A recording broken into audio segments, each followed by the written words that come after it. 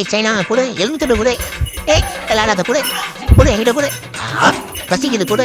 ஏய் சைனா கொடுக்க போறே இல்லையா நீ? ஏய் ஏய் என்ன ஆட்டம் காட்டுறியா நீ? ஏய் கொடு, சொன்னா கேளு, விளையாடாத சைனா. ஐயோ கொடுப்பேத்துறாளே, இன்னைக்கு நான் தான் மாட்டணும் போலையே. ஏய் கொடு. ஐயோ ஏய் கொடு. ஏய் விளையாடாத கொடு சைனா. ஏய் இப்ப கொடுக்க போறியா நீ? கொடு கொடு கொடு கொடு கொடு கொடு கொடு கொடு கொடு கொடு கொடு கொடு கொடு கொடு கொடு கொடு கொடு. ஏய் தலை சுத்துது எனக்கு. இன்னைக்கு கடிக்கிற கடியில சைனாவுக்கே ஓட பாரு நீ. ஆடி போடி. தெரியா? சரி குடு.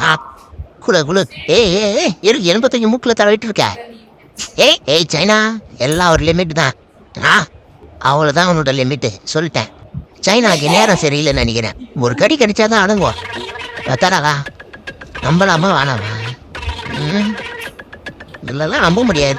வேணாம் போ. தக்க எப்படி இருந்தாலும் நீ தரமாட்ட. வேணாம் நீயே வச்சுக்கோ.